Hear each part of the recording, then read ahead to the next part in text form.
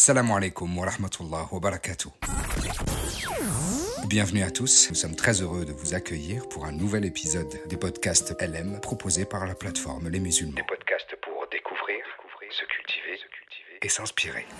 Assalamu alaikum wa rahmatullah wa barakatuh. Bienvenue à toutes et à tous pour ce nouveau podcast présenté par les podcasts LM, dans lequel nous allons aborder un sujet important en ce début de Shawwal. Comment poursuivre les bienfaits du mois de Ramadan sur notre santé? Pour répondre à cette question, j'ai le plaisir d'être accompagnée par notre sœur Mariam Dramé, fondatrice du concept Mieux manger, mieux vivre, qui est naturopathe certifiée, diplômée en médecine prophétique, en nutrition clinique et thérapeutique, pour ne citer que ses formations, car mashallah, la liste est encore longue, Allahumma barik. Barakallahu fiki Mariam d'avoir accepté notre invitation. Wa alaykoum salam wa rahmatullahi wa barakatuhu. Plaisir partagé. Barakallahu fiki à vous de m'avoir invité. Et je suis très contente de pouvoir partager ce moment avec toi, Anissa. Merci beaucoup. Alors, on va rentrer dans le vif du sujet. Est-ce que tu peux nous parler des bienfaits qu'a eu le mois du jeûne de Ramadan sur notre santé?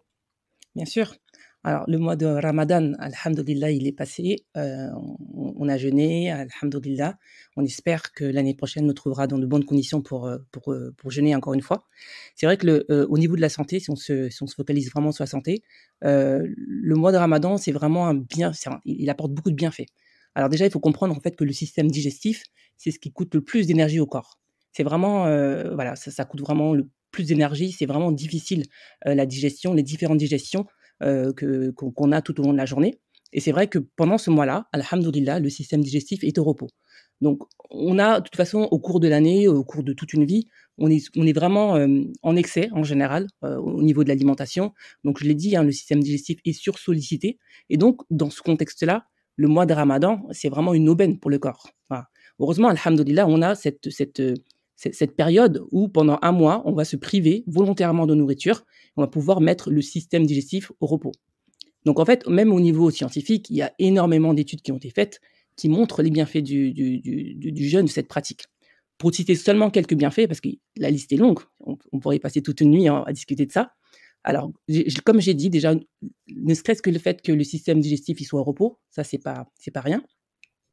On a aussi différents bienfaits. Alors, on sait que le mois de jeûne va vraiment venir nous aider à se débarrasser de certaines toxines. C'est comme un nettoyage en fait au niveau cellulaire. Il va venir favoriser la gestion de la glycémie. Donc, c'est pour ça qu'on dit aussi même que jeûner, c'est plutôt bien pour les personnes qui sont diabétiques. Et le jeûne, il a aussi un intérêt particulier sur les maladies inflammatoires. Donc moi, je sais qu'au cabinet, j'ai plein de personnes qui viennent me voir.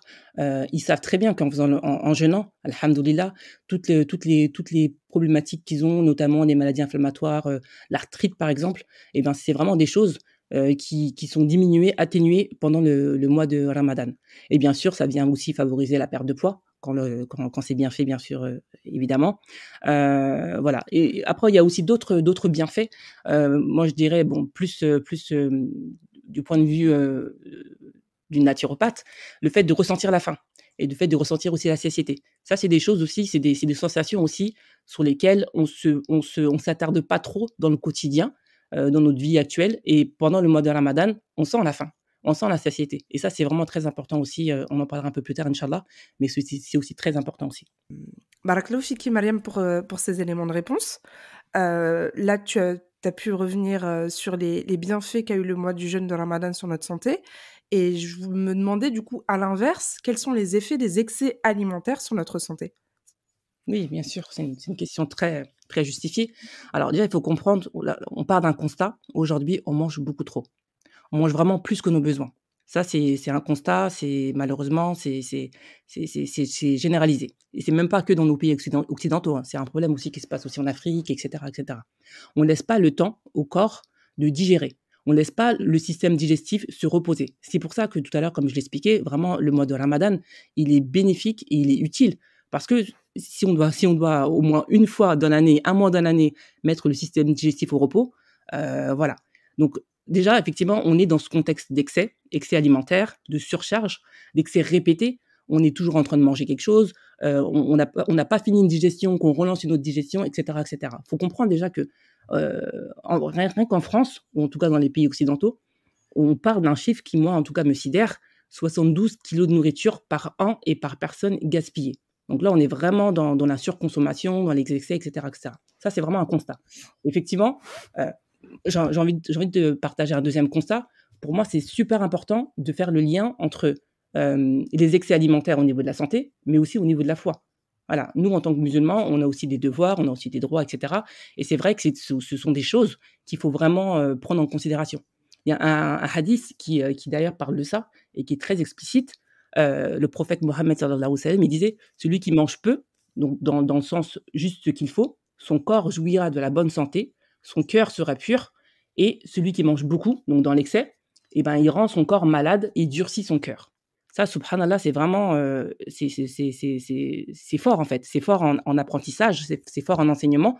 Et il faut vraiment qu'on comprenne cette corrélation entre la santé et la foi, entre les excès, entre l'impact des excès sur la santé, mais aussi sur la foi.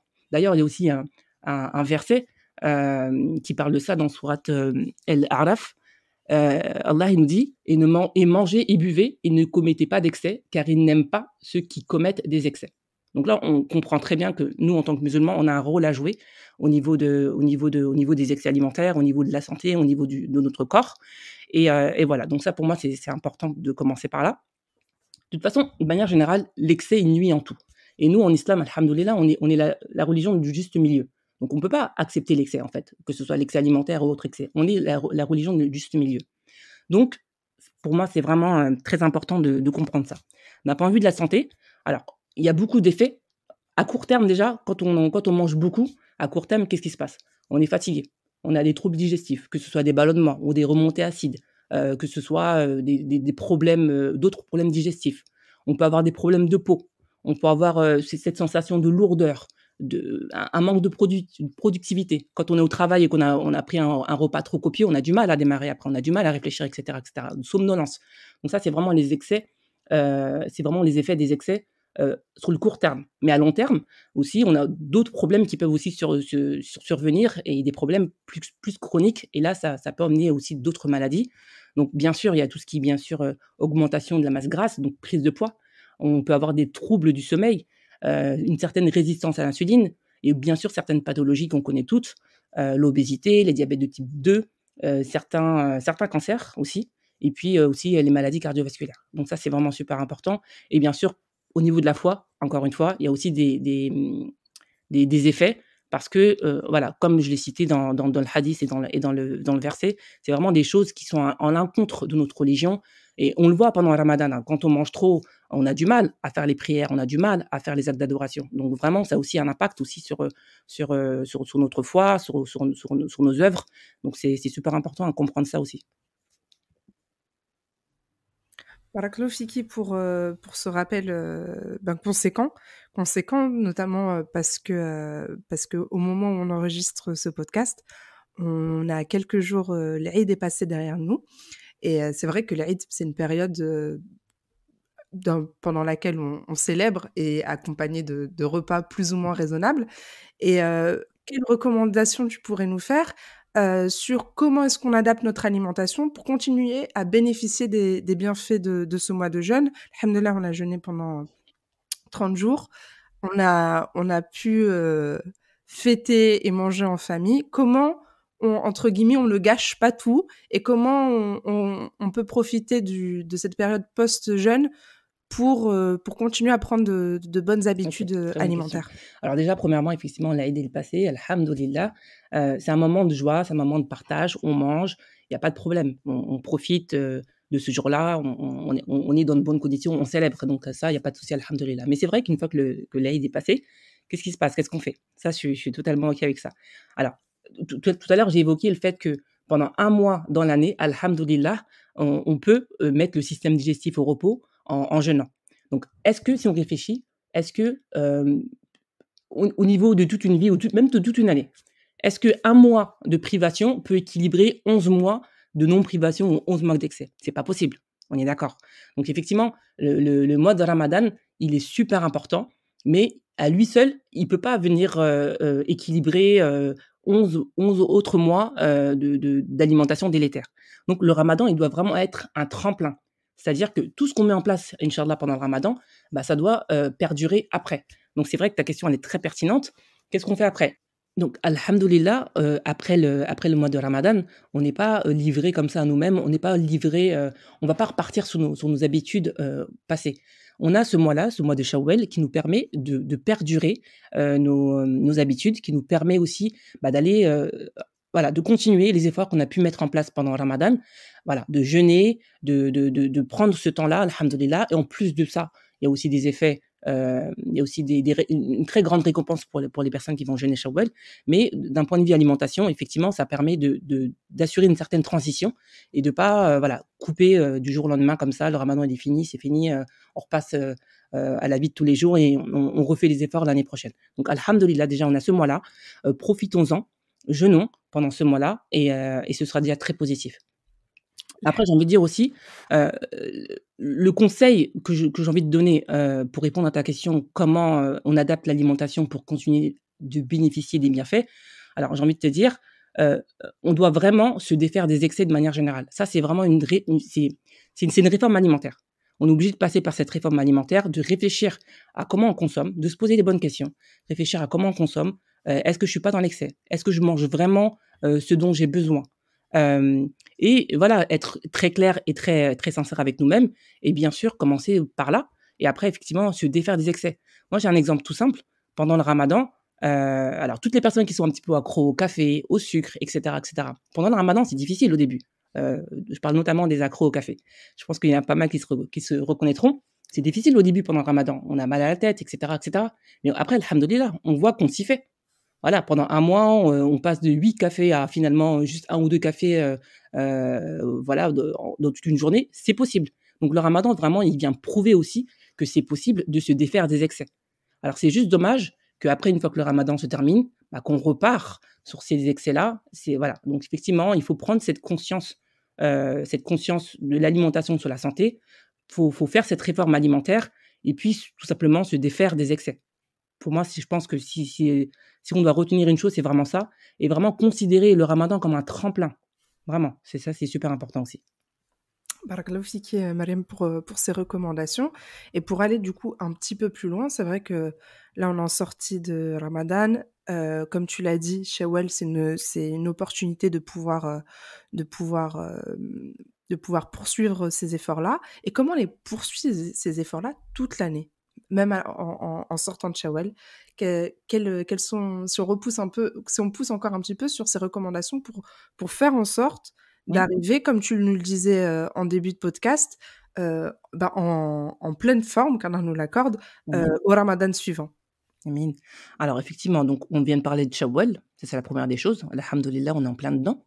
Mais au-delà de ça, c'est vrai que vraiment, encore une fois, alhamdoulilah, dans notre religion, on a tout. Tout a été pensé, tout a été mis en place pour justement maintenir ces efforts toute l'année. Donc on a Shawwal actuellement, alhamdoulilah. Ensuite, on a les jours blancs.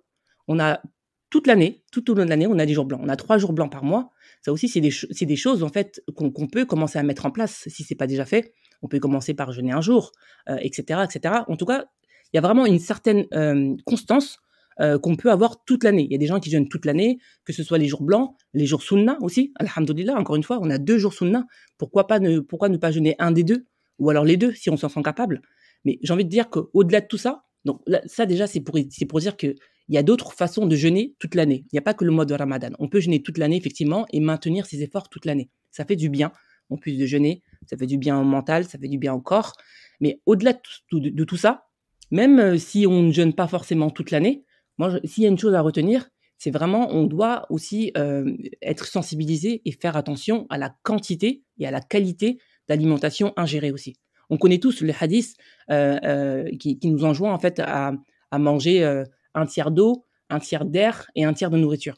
Donc vraiment, encore une fois, c'est vraiment une question de réforme. On doit réfléchir à tout ça et vraiment changer ces habitudes-là au niveau de la qualité, au niveau de la quantité. Et j'ai envie de dire, si c'est des choses qu'on ne fait pas actuellement et sur lesquelles on a envie d'y aller, on y va par étapes. Alhamdoulilah, On peut déjà commencer par se réformer au niveau de la quantité, parce que c'est vraiment ça qui pose le problème aussi. Et ensuite, une fois que la quantité, alhamdoulilah, on a réussi à baisser la quantité de l'alimentation et on peut manger, on a réussi à se dire: «Bah, voilà, je mange, à juste mesure».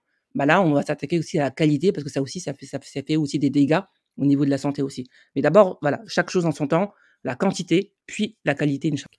Barakallahu fiki, Mariam, pour ces éléments de réponse. Donc, j'ai bien noté qu'il fallait effectivement travailler sur la quantité des aliments pour éviter les excès et les méfaits dont tu nous as parlé précédemment. Et pour la qualité, est-ce que tu peux nous dire un petit peu qu'est-ce que c'est qu'un aliment de qualité? Oui, bien sûr. Alors, un aliment de qualité, c'est quoi? Déjà, l'alimentation, déjà, c'est quoi son rôle? L'alimentation, c'est le carburant, du corps. L'alimentation, c'est ce qui va permettre au corps de fonctionner.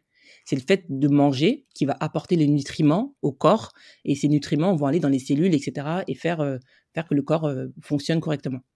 Si moi, je mange des choses, que des choses dont mon corps n'a pas besoin.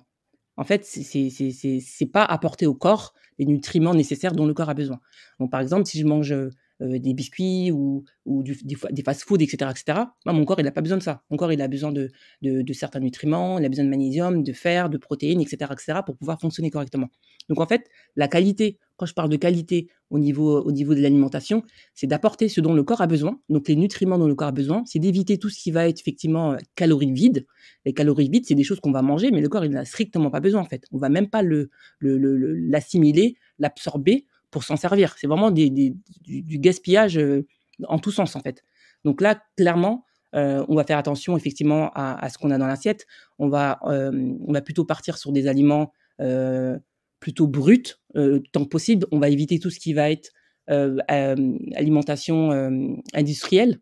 On va éviter tout ce qui est excès de sucre. On va faire attention à la composition des aliments. C'est vraiment ça, en fait, manger en qualité. C'est apporter, en fait, les nutriments dont le corps a besoin et puis, se défaire de toutes les choses dont le corps n'a pas besoin. Parce que si on consomme des choses dont le corps n'a pas besoin, qu'est-ce qui se passe, en fait? Qu'est-ce qu'on en fait? Ce sont des choses, en fait, qui sont en excès et le corps, il a pas besoin de ces choses-là. Moi, je les mange, mais qu'est-ce qui se passe, en fait? Le corps n'a pas besoin de ça. Donc il faut aussi s'interroger, pardon, se poser la question, toutes ces choses-là dont le corps n'a pas besoin et que je lui apporte, qu'est-ce qui se passe derrière, en fait? C'est effectivement, c'est des toxines, c'est des choses, qui vont venir encrasser le corps, qui vont venir apporter d'autres maladies. En tout cas, le corps n'a pas besoin de ces choses-là. Donc c'est vraiment, revenir sur les besoins du corps, apporter au corps ce dont il a besoin, apporter les nutriments dont le corps a besoin pour fonctionner correctement et pour ça, il faut faire attention à la qualité de ce qui est dans l'assiette, éviter tant que possible tout ce qui est trop industriel, tout ce qui est additif et cetera. Ce sont des choses aussi qui vont venir perturber pas mal de choses au niveau du corps. Donc voilà, pour répondre un petit peu à ta question, Nissa. Barakallahu fiki, Mariam, pour ces éléments de réponse. Je voulais revenir justement sur les jeûnes religieux que tu as abordés, walhamdoulilah. Et je voulais voir avec toi quelles seraient tes recommandations pour la mise en place de ces jeûnes pour des personnes qui ont pas l'habitude. Comment on met en place un jeûne régulier et à quelle fréquence? Oui. Alors déjà, effectivement, alhamdoulilah, on peut commencer, comme je disais tout à l'heure, on a plusieurs options. Voilà, on peut commencer, par exemple, à jeûner une fois par semaine, un jour sunna, soit le lundi, soit le jeudi. Voilà, par exemple. On peut aussi jeûner les jours blancs du mois. Après, au-delà du côté spirituel, au-delà du côté, religieux, il y a aussi des jeûnes aussi, qui peuvent être intéressants aussi. Jeûne intermittent, par exemple. On peut mettre en place un jeûne intermittent et ça, c'est plus facile à mettre en place, plusieurs fois dans la semaine. C'est peut-être plus facile aussi à mettre en place pour les personnes qui veulent démarrer, se lancer, faire une réforme alimentaire. C'est peut-être ça aussi la porte d'entrée. Il y a pas vraiment de réponse toute faite, en fait. Ça dépend vraiment de chacun. Chacun, vraiment, ça dépend d'où il vient, ce qu'il veut mettre en place et ce qui est facile pour lui de mettre en place. D'ailleurs, selon l'état de la personne, le jeûne, il peut même être délétère, au lieu d'être bénéfique. D'ailleurs, quand il y a un doute, il ne faut pas hésiter à aller consulter un professionnel de santé, pour pouvoir, se faire accompagner, dans ce cadre-là. Alhamdoulilah, on a donc d'une part les jeûnes surérogatoires qui sont une adoration pour Allah Azza wa Jal et qui nous permettent de poursuivre ces bienfaits et ces bonnes habitudes pris pendant Ramadan. Et on a la possibilité de continuer et de maintenir aussi les bienfaits cette fois-ci sur notre santé en mettant en place un jeûne intermittent. Est-ce que tu peux nous réexpliquer, Mariam, ce que c'est que le jeûne intermittent? Oui. Alors le jeûne intermittent, ça consiste à jeûner pendant 16 heures. Donc après on voit, en gros, soit on va sauter le dîner, soit on va sauter le petit déjeuner. Voilà, on s'arrête de manger à partir d'une certaine heure, on veille à ce que le corps soit en état de jeûne pendant 16 heures. En fait, pourquoi? Parce que encore une fois, ça va tout simplement venir, hem, comment on appelle ça? Ça va vraiment venir alléger le système digestif. Voilà, le fait de manger moins, et ben, on se sent mieux. Le fait de manger moins, on se sent moins lourd, moins fatigué. Voilà, moi, très souvent en cabinet, j'ai des gens qui viennent me voir, pour une fatigue et cetera et cetera. Et juste le fait de changer effectivement l'alimentation, alors déjà de la réduire, de revoir l'assiette, surtout le dîner, voilà, déjà ça il y a beaucoup d'impact. Alors le fait de passer sur un jeûne intermittent, ça peut aussi être très intéressant. Voilà, on se sent vraiment mieux et cetera et cetera et encore une fois, toujours le même principe de vraiment venir alléger le système digestif. Donc ça peut être intéressant aussi, pour les personnes qui veulent, mettre en place, une fréquence de jeûne et qui, démarrent en fait un petit peu et qui veulent, tester un peu, ça peut être une option. Voilà. Inch'Allah, qu'Allah nous permette à tous de pouvoir mettre en place avec constance ces jeûnes surérogatoires et de pouvoir sur le reste de l'année continuer à prendre soin de nos corps, de nos santé, à travers d'autres types de jeûnes. Justement, si on prend cet engagement, Inch'Allah, après ce podcast, de pouvoir mettre en place petit à petit à nos rythmes et en purifiant nos intentions, de multiplier ces jeûnes et de jeûner régulièrement toute l'année, quel bénéfice on peut espérer? Alors, il y a plein de bénéfices. Je peux même pas, toutes te les citer ici, mais effectivement, en tout cas les premiers bénéfices qui me viennent à l'esprit. Alors déjà effectivement, pendant le ramadan, on va pas se mentir, c'est difficile. Alors c'est difficile pour plein de choses. Il y a le rythme qui peut être difficile, il y a les prières surérogatoires, enfin il y a il y a plein de choses qui font qu'alhamdoulilah pendant le ramadan on se surpasse, on se dépasse et du coup c'est vrai qu'il y a une certaine difficulté, mais alhamdoulilah, c'est une très bonne difficulté. Mais effectivement, pour certaines personnes, le fait de ne pas manger, c'est très difficile. Ça dépend de chacun. Il y a d'autres personnes, alhamdoulilah, c'est beaucoup plus simple pour ces personnes-là, mais moi, je rencontre très régulièrement des personnes pour lesquelles c'est très, très difficile, de s'abstenir de manger pendant le ramadan. Et du coup, effectivement, le fait de jeûner, plus régulièrement toute l'année, bah, bien sûr, forcément, on va venir réduire cette difficulté. Donc plus on jeûne, plus ça va nous aider à surmonter cette difficulté, que certaines personnes peuvent avoir. Et puis, bien sûr aussi, j'ai envie de dire, le 1er bénéfice peut-être, en tout cas d'un point de vue de la santé, parce qu'il y a bien évidemment, des bénéfices qui sont plus importants spirituellement et qui nous dépassent ici. Mais déjà se sentir bien en fait. Le fait de jeûner plusieurs fois dans l'année, régulièrement dans l'année, vraiment on se sent bien. On ressent vraiment au niveau du corps en fait. Et moi j'ai envie de dire aussi, et ça c'est pas souvent abordé, mais vraiment se connecter aux sensations du corps. Tout à l'heure je l'ai évoqué brièvement, le fait de ressentir la faim, le fait de ressentir la satiété. Ça, c'est des choses, c'est 2 sensations qui sont oubliées parce que voilà, on est speed, on n'a pas le temps de réfléchir à: «Est-ce que j'ai faim? Est-ce que j'ai pas faim?» et cetera et cetera. Ou parfois on a faim, mais on n'a pas le temps de manger, ou parfois on mange avant d'avoir faim, et cetera et cetera. Là, le fait de jeûner, ça nous permet de vraiment se reconnecter aux sensations perdues et ça, pour moi, c'est hyper important. Et aussi, bien sûr, de prêter plus attention à l'alimentation, de se détacher de toutes ces passions, et ces envies terrestres. Le fait de réussir, en fait, à mettre, l'alimentation de côté, c'est pas rien. C'est vraiment un djihad aussi. Et bien sûr aussi, j'ai envie de dire aussi, peut-être aussi, éviter le gaspillage alimentaire. Parce que quand on jeûne, bah, on mange moins et comme je l'évoquais tout à l'heure, malheureusement, dans nos sociétés et nous, les musulmans, malheureusement, on n'y échappe pas. Il y a énormément de gaspillage alimentaire. Effectivement, le gaspillage alimentaire, c'est devenu un fléau, dans notre société et dans notre communauté et ça fera peut-être d'ailleurs, l'objet d'un podcast à venir. N'hésitez pas à nous dire en commentaire si c'est une thématique qui pourrait vous intéresser.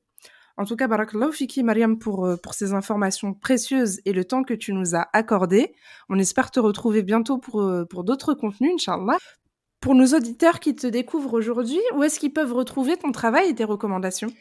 Alors, je suis sur Instagram, donc Mariam-naturopathe. J'ai fait aussi également un blog pour nous, les gens de la Oumma, donc qui s'appelle Khair pour la Oumma, donc avec un Y, donc khairpourlaoumma.com. Vous y trouverez plein de conseils, des hadiths, voilà, pas mal de contenu qui fait le pont entre la religion et la naturopathie et la religion, et c'est vraiment tous ces préceptes, l'alimentation, etc. Et puis, voilà, je suis aussi visible sur Google en tapant Mariam Dramé naturopathe. Donc, il y a aussi pas mal de pages me concernant. Barakallahu fiki, je mettrai en barre d'infos les liens afin que vous puissiez retrouver ces informations. On demande à Allah subhanahu wa ta'ala d'accepter de nous, nos jeûnes, nos efforts pour prendre soin de notre santé et du corps qu'il nous a confié, et on lui demande de nous permettre la constance dans cette adoration. Nous espérons que ce podcast vous a plu. N'hésitez pas à nous partager en commentaire les bonnes habitudes alimentaires que vous avez mises en place ou que vous souhaitez mettre en place. N'hésitez pas à partager ce podcast à vos proches sur vos réseaux sociaux afin que ces recommandations puissent profiter au plus grand nombre, Inch'Allah. Assalamu alaikum wa rahmatullahi wa barakatuh. Si vous appréciez nos podcasts et vous appréciez le travail de la plateforme Les Musulmans, sachez que vous pouvez nous soutenir en adhérant à partir de 5 € par mois seulement. Une adhésion simple et rapide sur adhésion.lesmusulmans.fr.